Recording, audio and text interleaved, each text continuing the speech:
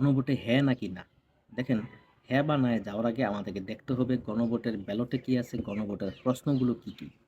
গণভোটের ব্যালটে গণভোটের প্রশ্নসমূহের মধ্যে বেশ কিছু অসঙ্গতি, বেশ কিছু অস্পষ্টতা রয়েছে। প্রথমত ৪ টি ভিন্ন প্রশ্নের একটি উত্তর দিতে হবে হ্যাঁ অথবা না। সেখানে ৪ টি প্রশ্নের ভিন্ন, ভিন্ন উত্তর দেওয়ার কোনো সুযোগই নেই। ৪ টি প্রশ্নের মধ্যে যেকোনো একটির উত্তর যদি আপনার না হয়, সেক্ষেত্রে সমাধান কি হবে? সেক্ষেত্রে আপনার মত কি হবে? ৪ টা প্রশ্নের ৪ টি তো আপনার মতের পক্ষে হতে পারে না। যেকোনো একটা মত আপনার পছন্দ নাই হতে পারে। দ্বিতীয়ত ৪ টি প্রশ্নের মধ্যে ৩ টি প্রশ্নে বলা আছে জুলাই সনদে বর্ণিত অথবা জুলাই সনদে ঐকমত্য হইয়াছে এমন প্রক্রিয়ার আলোকে গণভোটের যে প্রস্তাবনা এগুলো বাস্তবায়ন হবে।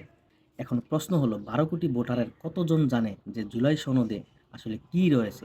এটা অনেকটা ভোটারদেরকে অন্ধকারে রেখে হ্যাঁর পক্ষে প্রচারণা চালানো হচ্ছে সরকার এবং রাজনৈতিক দলসমূহ হতে। আমার কাছে এটা অনেকটা সাদা কাগজে টিপসই দেওয়ার মতো। এখন সিদ্ধান্ত আপনার, আপনি সাদা কাগজে টিপসই দিবেন কি দিবেন না।